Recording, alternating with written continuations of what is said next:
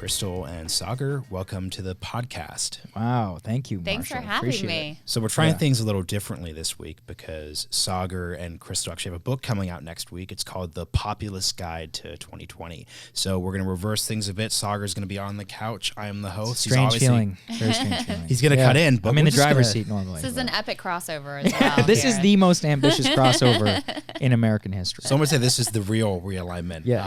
between the Hill Happening and right our here. show.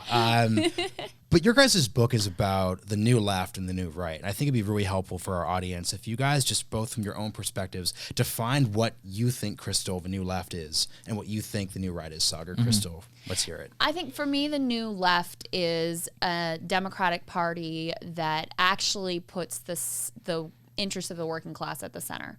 And the Democratic Party has itself undergone a realignment over the past number of decades, really starting first and foremost in the Clinton era, where there was a concerted push to reorient the party away from its FDR, New Deal, labor union roots and towards this rising professional managerial class. And the type of politics that we get around centering the Democratic Party on the professional managerial class is a politics that puts identity issues and cultural issues above, prioritizes them above economic issues. And fundamentally, I mean, in my view, they've sold the working class out to financial interests, to the sort of professional managerial class elite.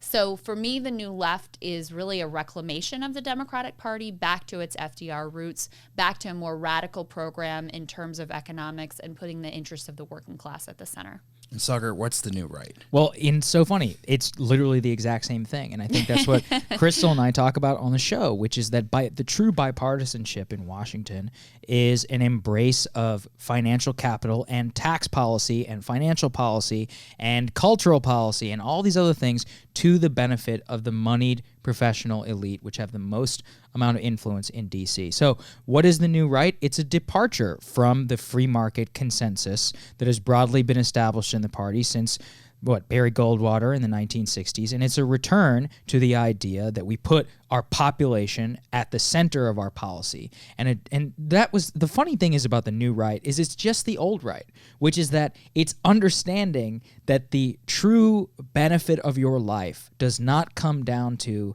how much GDP is growing. Now, that has some part of it, but it's not all of it. It's about your family, and it's about putting policy in place in order to make it so that you can live a successful and meaningful life with as many kids as you want to have wherever you want to live. Yeah. That's how it is. Can I just say, Yeah, please. Marshall, because to kind of tie those two ideas together, right? There's this idea that Washington is all gridlocked, right? That it's completely divided, no one gets along, et cetera, et cetera. That's an illusion in many respects. There is a bipartisan consensus. There's a consensus around elevating those who are, elite in terms of money, in terms of power, et cetera. That leads to a consensus around deregulation, a consensus around lowering taxes, a consensus around war making, right? Regime change wars. There's a massive bipartisan consensus around that. So I think what Saagar and I are exploring in the book and what we explore on Rising is what would it look like if instead of fighting for, the big donor class, what if the two parties were fighting over support for working class people? What would that new politics look like? Where would be the new areas of consensus and the new areas of division? Yeah. So what's interesting for me is that not only do you guys share a shared narrative of sort of the working class and class politics being subordinated, but you also share a shared historical timeline. So what you're basically saying is in the 60s and 70s, you had a transition from the old right and you had a transition from the FDR model. But to play devil's advocate, that old model was transitioned away for a reason. It wasn't just a conspiracy. There were people who argued that the Democratic Party was losing elections. The Democratic Party was only in favor of overwhelming regulation when you had things like the airlines and you had things like tax policy that was in need of sort of rejigging. What do you think your movement responds to that critique with? I think that, first of all, this all requires a lot of historical context, right? We're in a very, very different moment now. But basically, the idea that we are being fed, that you're sort of arguing for here, is that the way that Democrats have to win is by moving to the center, right? That there was too much excesses of the left, that we had to come back to the center in order to regain power. And I think there was some reality to that at the time. But now we've gone so far in the other direction that it just doesn't bear out anymore. I mean, look, we ran the centrist candidate last time in Hillary Clinton. We had a centrist administration in Barack Obama. Meanwhile, Democrats lost 1,000 plus state legislative seats, governor's mansions, the House, ultimately the Senate. So this idea that the thing that people want is cultural liberalism plus economic corporatism is the exact opposite of what the polls and the results actually indicate. Yeah. So Saagar, at what point do you jump off the train, right? Because as Chris was pointing out, there's this argument for pushing things to the left, for sort of embracing radical politics. But there are areas where, if you look at your program, I think that radicalness would be a problem. So where in your view do the populists right, and where do they disagree? I think they disagree on the solutions, and that's what Krystal and I talk about all the time. Is the reason that we can get this. This is the funny thing is when we're talking about bipartisanship and all of that, is that one of the things that is bipartisan is about the way that norms are set in Washington. And both Krystal and I have no worshiping of civility politics or norms or like worshiping at the altar of 30-year-old traditions. Where I jump off, or where I think we both jump off, is on different points about what to do about it whenever it comes to like labor markets. Now, I argue for a tight labor market, which requires immigration restriction. Krystal departs from that in saying that we need less of a scarcity mindset and to think about more in terms of uniting the entire working class, which includes illegal immigrant population. So to me, it's much more about how we look at the population, how we are thinking about how to boost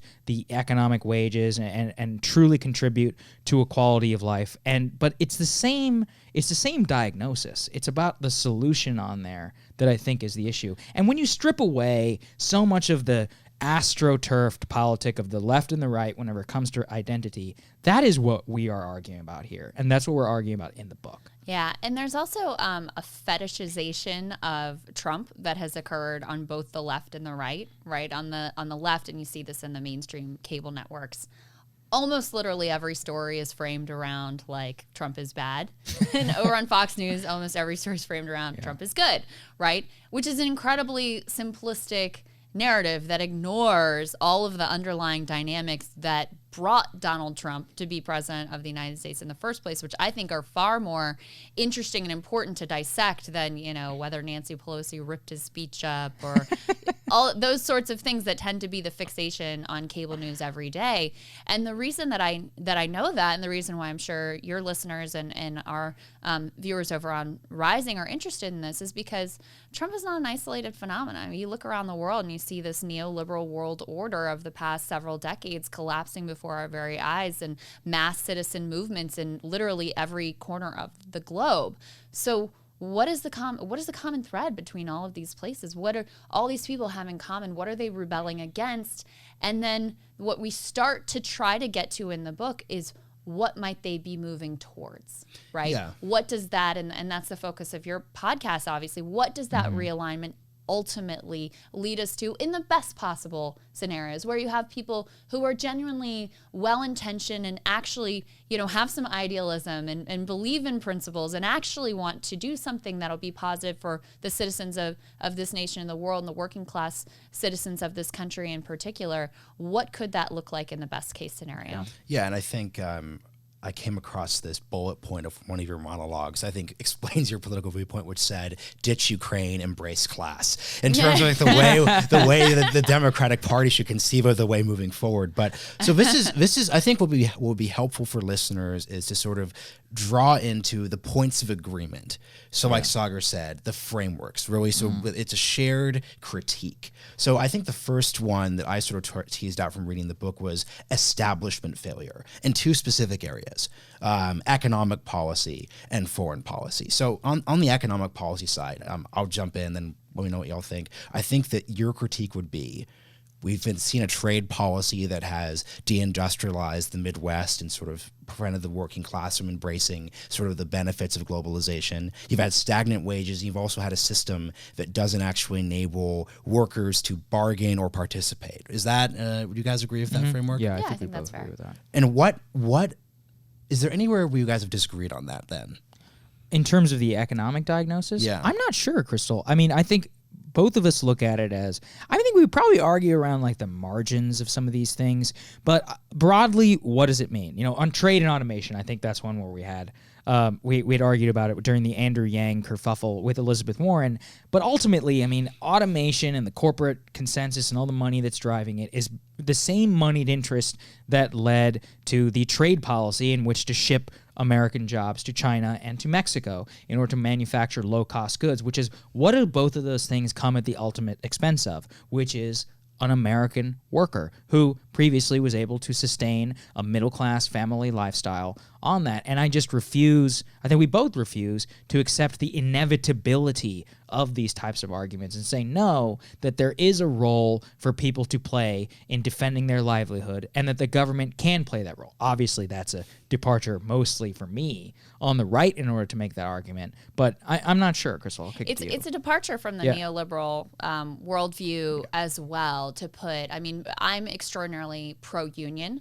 And I think if you look at history and you look at the economic numbers, when the middle class really started to see their share of the national income decline and when productivity continued to go up, but workers stopped benefiting, was when unions really came under attack. Now, that was launched initially by the right, but there are plenty of anti-union Democrats out there, certainly to this day, and that was another sort of Clinton-era situation. Certainly, the Democratic Party has not prioritized the labor movement.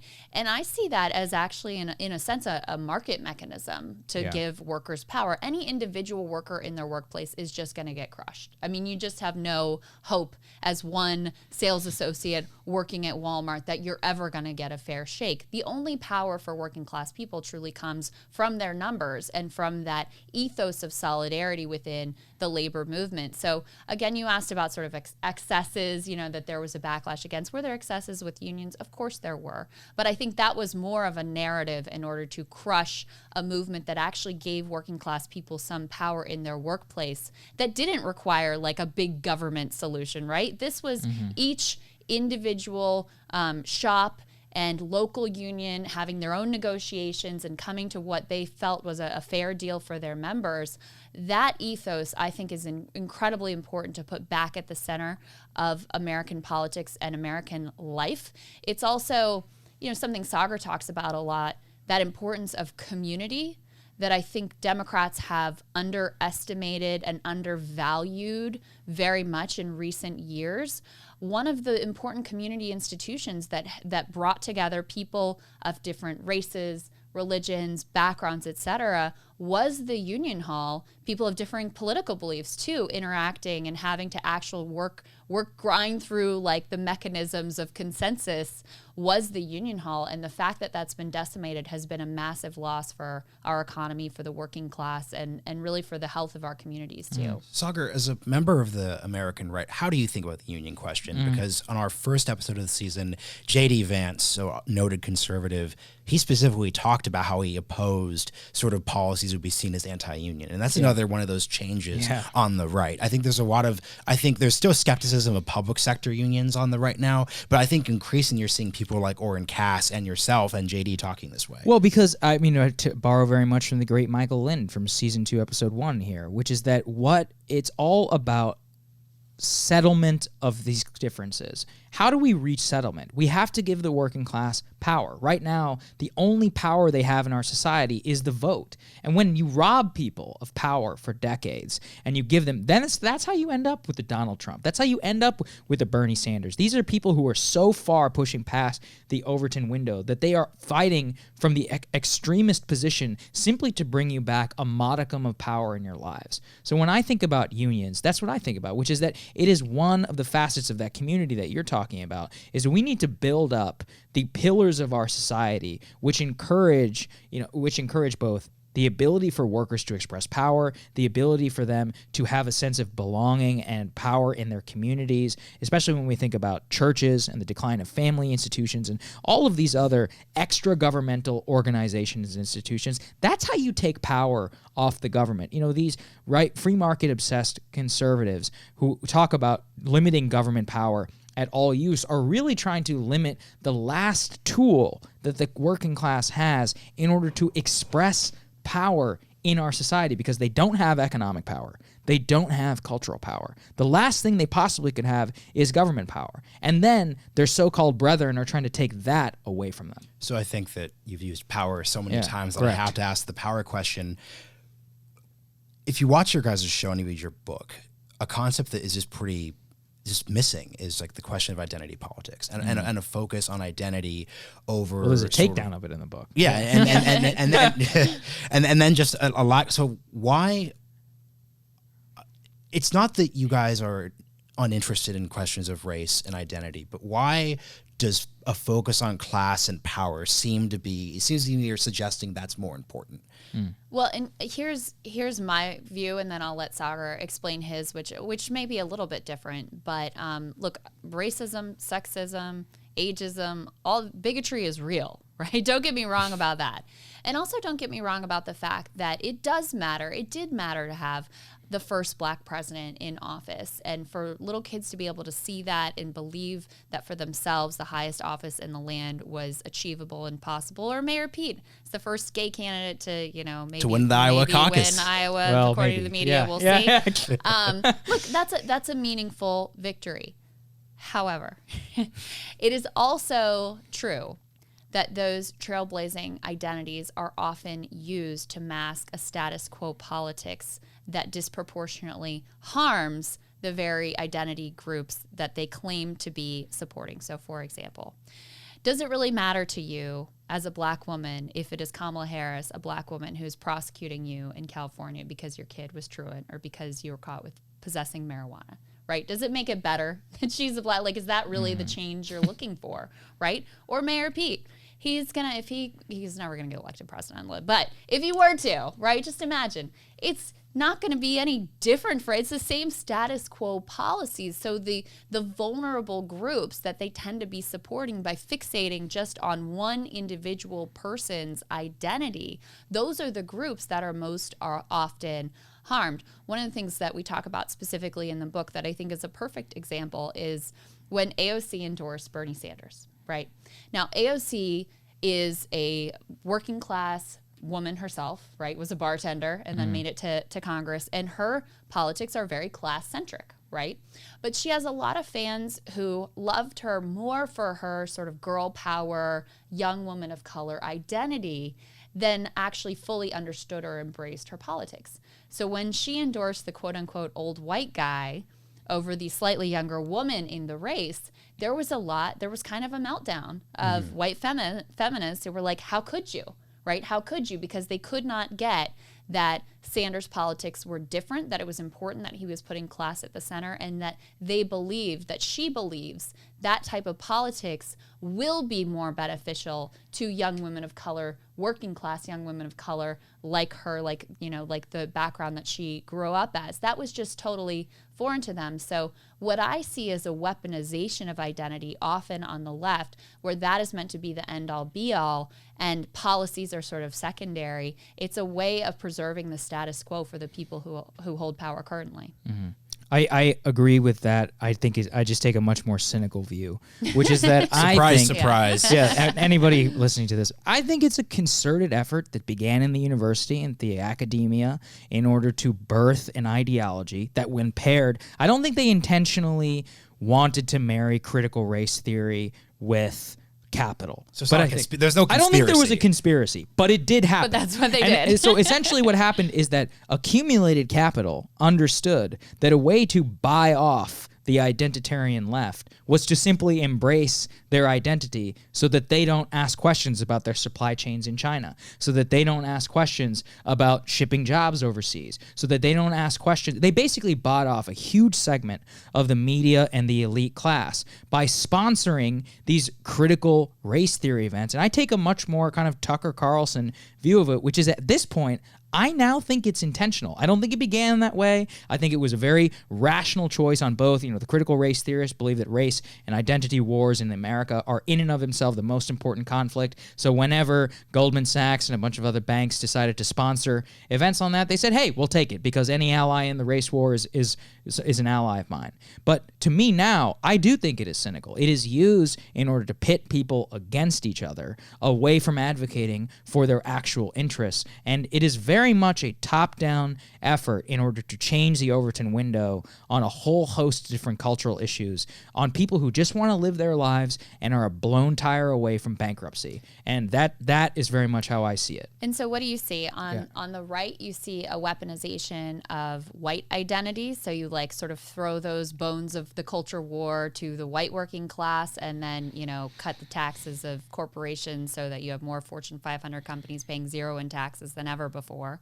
And on the left, you see a similar throwing of sort of cultural identity bones to the black and brown working class. So you can just say, well, at least we're not racist like those people. Meanwhile, Rahm Emanuel, tell us all about what we should be doing on healthcare. Hey, Mike Bloomberg, why don't you just buy your way into this race? There's a complete, it's as long as we pander to you on your identity, then we can sell you out in whatever way we want. You see it very clearly with Silicon Valley companies, where it always drives me crazy when they're just sort of lazily labeled as on the left.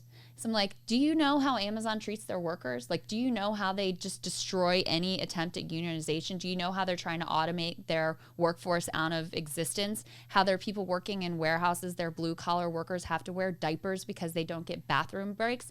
That is not a leftist ideology. That's not a progressive ideology.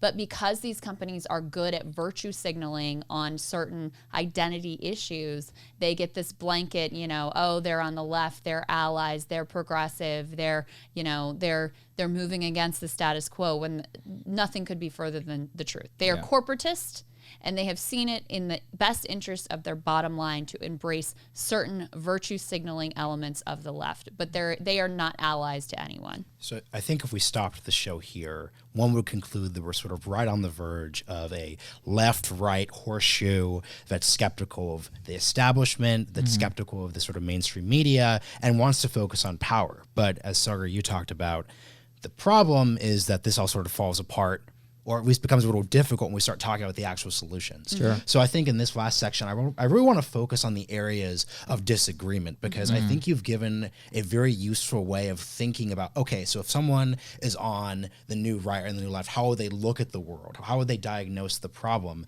The issue then is going to be the solution. So firstly, foreign policy and the question of nationalism. Saagar, obviously this is a huge point. And now Krystal, I think everyone's going to know that Saagar would embrace the idea of nationalism. But how do you think about the whether nationalism in of itself is a good idea, is a bad idea? What are your thoughts on that topic?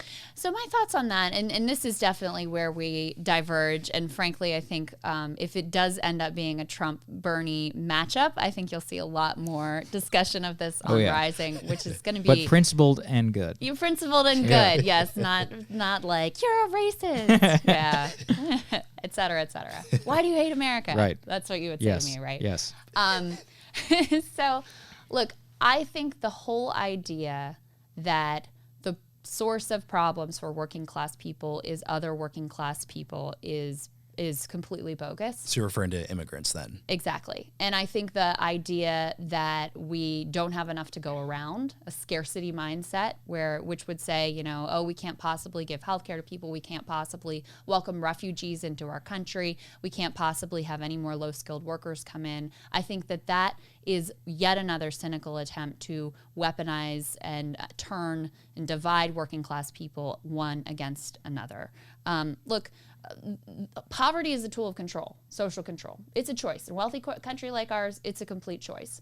And we could make other choices. So what I will say is I do not think it is fundamentally racist, especially if you're a working class person, to look around and say, I don't even have health care, right? Let's take care of the people here before we take care of people who are trying to come here. I think that's completely fair and legitimate. And I do think that there is a sequencing of these things, that you should prioritize your own citizens. I completely agree with that. I wouldn't argue with it for 1 second. But the idea that I hear coming in particular from this administration, from right-wing administrations around the world, that would say, look, don't pay attention to the structure of our capitalist system here. The real thing that's screwing you is the brown people who are coming in from across our borders. That's the thing that's breaking down your community. That's the thing you need to worry about. I just completely reject that. Sorry, I get the sense that you completely reject everything she just said. Well, so it's more on my thing is always about order of operation. So it's like, and people who listen to our debate with Bhaskar Sankar, they know this, is that whenever it comes on immigration, is that I see much more, in terms of practicality, is that we know amnesty always comes first, and then actual protections and all these other things come later. So on a practical level, I can agree with what you're saying. It's just whenever it comes to me, it's like, what I want is a tight labor market. And I actually still believe... Like you define a tight labor market? Yeah, which is, what a tight labor market is when you have a limited, less supply of workers relative to the jobs, which naturally increases the wages. Now, I think there should be some government, whenever it comes to some of these wages, but that overall, a lot of it, there is a market. Markets are not terrible all the time. People listen to our Megan McArdle episode can go and listen to a very good articulation there. So where I come down on is about order of operations, and I just know that the way that these things always work out is to the benefit of a large number of low-skilled workers coming into the country without any of the protections that almost always are set to follow, especially in the American political system. The benefits to so many Fortune 500 companies. There's a reason that E-Verify has not been passed across the United States. There's a reason that Ron DeSantis, who's the most popular governor, Realignment Republican governor in America, cannot even pass E-Verify in Florida with a 75% approval rating. That shows you how much moneyed interest is behind actually protecting wages in America. So from that perspective is where I depart. I think the other main thing, Marshall, you brought this up on foreign policy, and I think this is where Krystal and I also diverge, which is like, I am not for like a multipolar world. And a lot of socialists that I've argued with, they are very comfortable and okay with multipolarity. I mean, they've laughed at me. So what is that? So what does a multipolar Right, so world they've like? laughed at me when I'm like, God, we'll be doomed to Europe. And they're like, oh, well, in Europe they have healthcare. And I'm like, yeah, but they also have no say over the global affairs of the world. I want to write the affairs of the world, the rules of the road. I want to be the only blue water navy. I don't want the Chinese ruling the Straits of Malacca and the South China Seas, because I believe America, for me, it's about freedom. America and American citizens are less free with a global authoritarian superpower like China that is rising in the East. Whereas what the socialists that I've talked to has been very much more we should focus on here at home. All global power projection is bad. I completely disagree with that. And I think that one of the ways that I'm misread is when people say, oh, well, you're an isolationist because you advocate for less of a posture in Iraq and Afghanistan. As I'm like, what I want is to turn that ship around. I want to turn that ship over to the east, and towards China. I want, if at least we're going to have a military-industrial complex, let it be good at what it does and compete against China instead of building, hundreds of millions of dollars worth of equipment in order to kill people who are using AK-47s. Mine is much less of a critique of American power writ large and more about the way that it's been managed by this technocratic class and used over the last 30 to 40 years. Krystal. Yeah. I mean, so this is interesting because when you talk to people on the left, and you see this in the comments section whenever Saagar talks about this, there's a lot of talk about, well, in 1953, we did Mossadegh, and then in the 1980s, we were involved in Central America. There's all sorts of debates that would be 15 different podcasts about what happened in the 20th century. But I think something people are going to be skeptical of, especially in a Bernie Sanders campaign and maybe even a presidency, is what does the left have to say about foreign policy moving forward? Because Saagar's not coming here saying we should be fighting, the Sandinistas. Right. Saagar's saying what we should be doing is having a strong navy against China. So how do you think about the future forward-looking foreign policy questions? Well, I do think you have to, though, talk a little bit about the past, because the reality is that many of those efforts to project our power have weakened us. I mean, obviously, the Iraq War is the perfect example, right? Probably the greatest strategic blunder, certainly in my lifetime, where we spent so much money, lost so many lives, destabilized an entire region of the world, and really at an absolutely critical juncture in our nation's history, when we should have been preparing for the job losses and the transition to sort of a two-tiered economy, et cetera. So one of the things that I'm just very careful about and very skeptical of and very wary of is oftentimes throughout our history, when we go to project power around the world, it actually ends up making us weaker and less safe. I can't speak for Bernie Sanders exactly, but I'm not sure that he would fundamentally disagree with anything that Saagar just said. I mean, he alone in the Democratic Party was talking about China and the danger to the American middle class when that was not a cool thing to be doing. You know, Donald Trump himself said that he was on that hot mic that he was worried about running against Bernie because he was right on trade. So I think that with Sanders, there's a commitment to engaging diplomatically. I think, you know, in a way that is not fundamentally dissimilar from Trump in certain ways, but hopefully with more preparation, planning, less ego, less about the photo op and more about the results.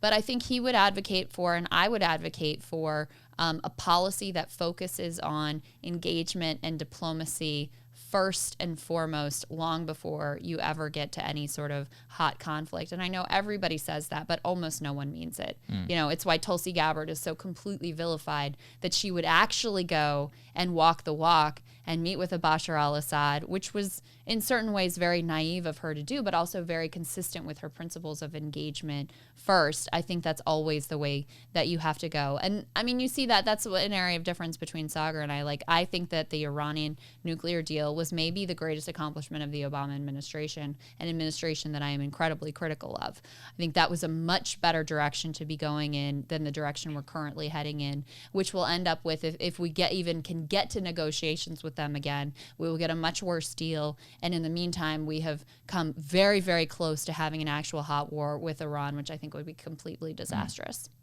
Yeah, so I think that's actually a good pivot to an area of particular contention, especially between the two of you, which is drug policy and crime.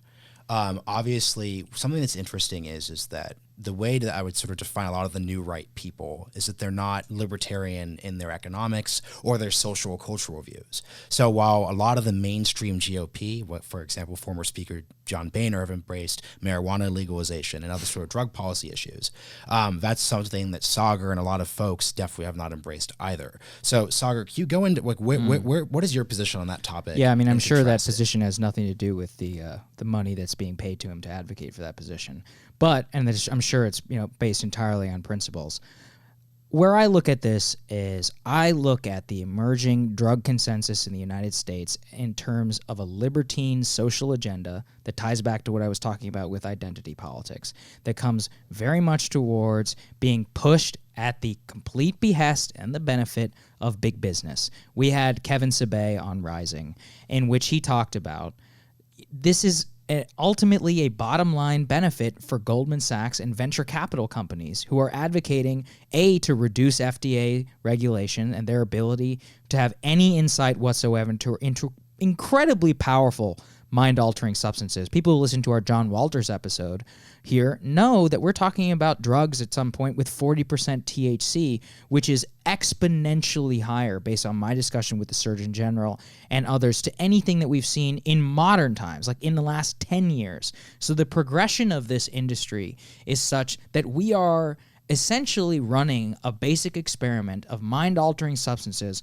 upon millions and millions of young and developing brains, all towards a cultural agenda of so-called freedom, when I also think it's actually just it's a way in order to get people addicted and hooked on substances in order so that they can deal with the miserable economic conditions that govern their lives. I think it's still a control of, I think it's still a piece of power of accumulated capital and a lot of that in our society. And that is the difference I see on that is that we cannot as a culture say that it's okay for these things to be done. We cannot as a culture seed so many young people to using and fetishizing mind-altering substances, and that only the government, through its power, can de-incentivize that, keep it illegal. And this is the other thing I think we put a depart on. I believe in the criminal justice system. I said on the Rising today. Krystal doesn't. Yeah, I know.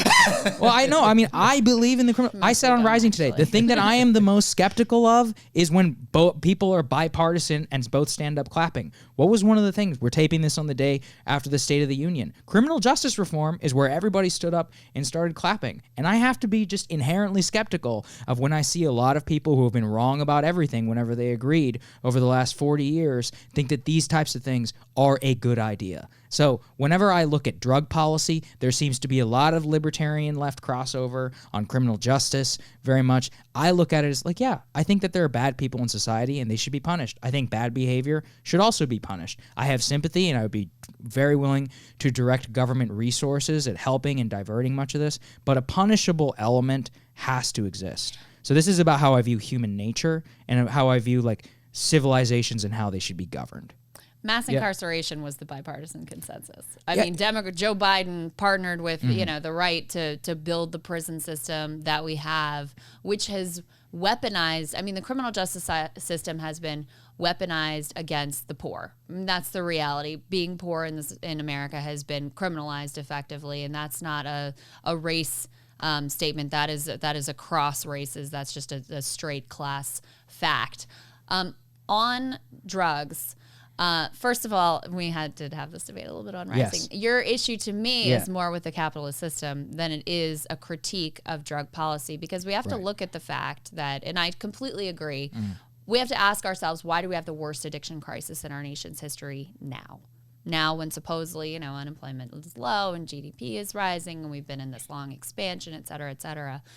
It's because we have been sold a bill of goods about how buying the next piece of cheap Chinese-made crap is going to make us happy, or maybe if we work more hours, or maybe if we take out another credit card, or maybe if we send more members of our family out into the workforce, that all of these things, ambition, careerism, and consumerism, are going to make us happy, and it has left us nothing but miserable. Meanwhile, our communities have been sucked dry by the bipartisan consensus in Washington that prioritized GDP growth over community and solid middle class jobs. So that's why we have the crisis. That part I think that we very much agree on.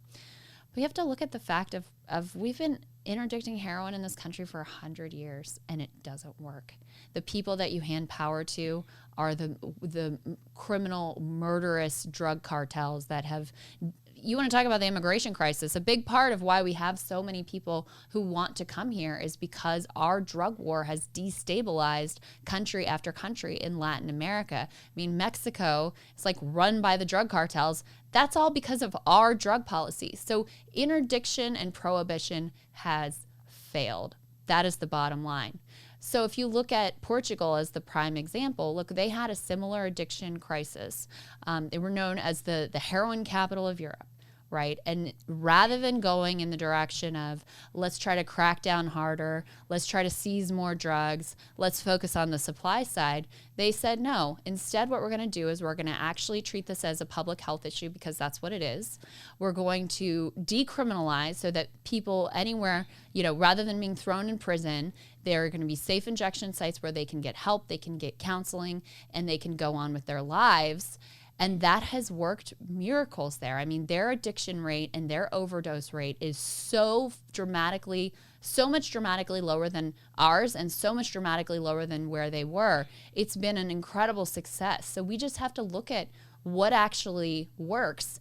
And the policy of the past 100 years of trying to cut off the supply chain has only empowered and enriched the murderous criminal drug cartels. My response is, on Portugal in particular, is they still have an illegal drug market. It's not the same size as the United States. They don't have Mexico on their southern border. And whenever we come to this, there's no Chinese fentanyl. There's a lot of different things there. Well, they would have Chinese fentanyl if they hadn't taken a different approach. I mean, look, the drugs were getting there before this approach. Right. So the way I'm looking at it now is that this current heroin crisis, John Walter said this here, I think it's the perfect way to look at it, is that the deaths rising it's not just a function of use going up, which it certainly is. It is a function of a mass poisoning, largely by the Chinese government, and an intentional facilitation of the production of fentanyl in order to poison and kill American citizens, with the complicity of the Mexican government and the Mexican drug cartels. And that much of this actually comes down to the fact that the Obama administration essentially gave up whenever it came to real drug interdiction at the United States southern border, which exacerbated this, empowered Mexican drug cartels here in the United States. So what I'm advocating for is just to switch back to actually targeting these using drug enforcement at the border, going after, and I commend the Trump administration for their signing of this accord, seeing if, it's yet to be seen whether the full results of that are going to work out. I think we got some data for the first time that in 2019, things did drop off a little bit. However, the uniqueness of this crisis is not, in my mind, connected to the 100 years. It's connected to a very specific moment of empowered cartels, the Chinese government, and a fentanyl in particular. And what is missing from this, which is where we both agree on, how did all these people get addicted in the first place? It was through criminal behavior. Look, it's been proven, criminal behavior of pharmaceutical companies and the complicity of a lot of doctors and a lot of people and insurance companies who are making a whole lot of money profiting off of this. So I don't think there is that much of a disagreement. It's more about enforcement. I still believe in enforcement. I think that very much of that can happen. And I think it comes down to this. I think drugs are really bad. They're bad. And I think that they need to be discouraged and targeted as much as possible. In terms of incarceration, yeah, I agree. The way that the way our criminal justice system has been applied has disproportionately affected the poor. It should be changed. I don't think people should. Whenever people hear I'm anti-marijuana, they think that I'm like in favor of some like street level dealer getting locked up for like a couple of ounces in his pocket. No, that's largely a tool of social control. I think that's bad, but that doesn't mean the drugs should be legal. And that is where I kind of come down on. One last piece on this. Why is fentanyl a thing, right? No one really actually wants to take fentanyl, right? What has happened and the way that this addiction crisis spiraled out of control was, yes, you had criminal behavior by pharmaceutical companies in particular. And just, this is like the corrupt rot of DC as well, where the FDA allowed OxyContin to be labeled as non-addictive and to be pushed to doctors who, the easy thing for them to do and the way that they would get their extra golf trips or whatever was to addict the working class of America, which is what happened. And pharmaceutical companies were happy to cash in on that end to the tune of billions of dollars. And now, by the way, they're also happy to cash in on the other end by profiting from the Narcan and the other drugs to try to deal with the problem. So that was how it started, okay? And then once people got their prescriptions cut off from their doctors, or because it was cheaper, they went to heroin. And now the iron law of prohibition is because you have to move things in secret, because your dealer's incentive is always to push the highest dose in the smallest quantity. That is why you have fentanyl. No one wants to take fentanyl, right? And so as long as you have a prohibition policy focused on interdiction, focused only on the supply side, you will have poisons like fentanyl entering our society, pushed by the Chinese government, pushed by the Mexican government, pushed by the cartels, whoever. But that is what enables that system to exist. And I don't think you could ever interdict enough drugs, and we've seen this over the past. The Obama administration had more resources on the border than anyone previously had, but you cannot fight it just by trying to control supply. It has never worked, ever in history. I think in our last section, what's so interesting to me is that this is an episode where half of the audience is going to hate what you said, Krystal, and I think the other half will hate what you said, Saagar, for a couple of different reasons. I think our center-right neoconservative listeners will not be happy with you. No, that's but I just want to channel what I think they would say to the both of you. I'm just curious what your just sort of general sum-up response would be. So you guys have this critique of a system which is really complicated. For the past 30 years, we've had to deal with the fall of the Soviet Union. We've had to deal with the 1990s. We've had to deal with globalization. There's always sort of change. And it seems that you guys are doing a good job of critiquing specific decisions or complication. But when it comes to the actual solutions you're proposing, they would kill innovation. For example, increasing the size and cost of government. I mean, Saagar, like the reality of you basically saying that government's the only tool of helping people is that you're sort of not ignoring Social Security and our national debt. And obviously that critique would apply to you too, Krystal. So what do you say to your centrist, center-left, center-right neoliberal critics who basically argue that you guys are good at diagnosing but actually don't have any actual solutions that are going to be implemented? Wow. Because the last bit that I would add, though, is that we've had a sort of test case of this, which is we've had President Trump in D.C. for 3 years. He threw aside all these established institutions, the media, think tank world, the traditional senators and governors, yet we've had legislative stasis. We've seen implementation technocratic failures. Why is the future populist movement going to be something that could solve for that? Well, populism, this is where I look at Michael Lind again. Populism is a means, it's not an end. It's the beginning, it's not the end. What do we figure out on this podcast? We try to figure out serious policy solutions to legitimate populist problems. What I think one thing Michael said was like, most populism ends up in charlatans just buying off people and then like not actually doing anything. And book sales. And book sales. I kind of agree. I think that's actually true. And which is, I believe that, I said this on Tucker Carlson's show, I'm not anti-elite. I just want a better elite. And what I would say to the center and to any of the centrists who are watching is you don't have any solutions either. Is your solutions continue to make, like I use this phrase, blown tire away from bankruptcy. I think that's where a huge amount of our population is. Your solutions don't solve for that. Increasing GDP to like 9% a year or whatever by growth still wouldn't solve for that, just the way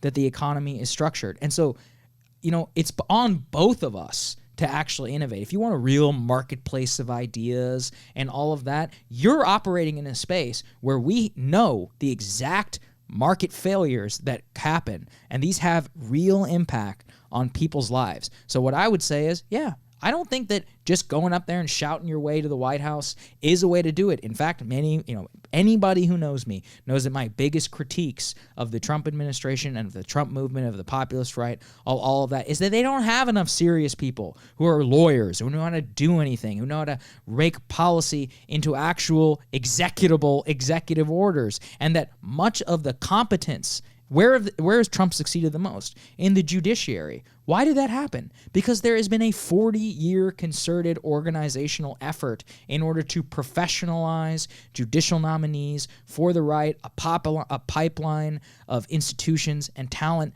None of that exists. Like I said, I'm not anti-elite. I want a better elite. And I would say to them is that we know exactly what happens if we go down your road. Maybe we should start thinking about a new one. Yeah. A couple things. First of all, I actually don't. So the critique that I get is that your ideas aren't possible, right? Washington is gridlocked. It's not possible. Is more the critique I get than you don't have solutions. Because the reality is they're afraid of the solutions because the solutions would undermine their power, right? If you have Medicare for all, for example, then the health insurance industry is not very happy and they no longer have a seat at the table. They can no longer profit off the illness of the nation. So they don't like the solutions, and the barrier they try to throw up because the people like the solutions, at least in the Democratic Party, is that it's not, quote unquote, not possible. But let me sketch out an alternative history of the Trump administration. It was all there for Donald Trump. If he had played his cards differently, look, his approval rating is pretty good right now, highest it's been in his administration. He could have had a 65% approval rating, and Democrats would have been powerless to stop him. All he had to do was, from the beginning, if he had opened up the purse strings, if he had put an infrastructure project in every district in this country and started with actual measurable results for the working class, not this part of the working class or that part of the working class, and let's disenfranchise this part of the working class, but actual material, I see how this improves my life, which it was all there for him, Democrats would have had to work with him. I promise you they would have. Look, they just gave him his freaking trade deal day after they impeached him. That's how weak they are. He would be in a very, very different place now, because the reality is that, and this is, I think, this is kind of the thesis of the book, and the success of the book proves the thesis, that all this idea of elite power and gatekeepers and institutional power, it is all a mirage. It's all gone. Saul Alinsky, if I may quote, in Rules for Radicals, talks about how if you make any issue hot enough, politicians have to move. The one thing that the working class has is numbers. And a lot of the conversation and a lot of the messaging that comes out of DC is all about how you are powerless when the opposite is entirely the case. So if you have a movement that is focused not on, let me get the experts together in DC, and not on, let me negotiate with Mitch McConnell, and not on what is the art of the possible with these assholes that I have to deal with right here. We're going to have to edit that out, Krystal. Oh, sorry. But actually deals with the needs and the desires of the American people in a way that makes them believe and has your back. Is it idealistic? Yes. Is it the only possible way forward that has any chance of working? in my view, yes. Well, guys, There you go. congrats on the book, and I Thank think you. we'll be excited. Oh, last thing, New Hampshire predictions is coming out the same day as the what's going to It's happen? the New Hampshire primary. All right, Oh, I'm God. going. I think it's. I'm going to go 1 through 4. Are you ready for this? Yeah. Okay. I think it's Bernie, Pete, Warren, Biden. Biden another fourth. I concur. Strong fourth, and not a strong fourth either. Yeah, I'm in the same boat. Guys, what about the Yang Gang? I know. They'll probably get 5%. They might come in 5th. I think they will outperform. New Hampshire's a good place for Yang. It's a good place for Tulsi. I think they'll both outperform there. But I do think the top 4. I think it's going to be a good win for Bernie, and I think it will be dang near the death knell for Biden. Did you see how I said dang? I'm trying to censor myself. There we go. Thanks. Censorship. All right. Thanks for coming on the podcast, Thank guys. you, Thanks. Thank you, Marshall. Marshall.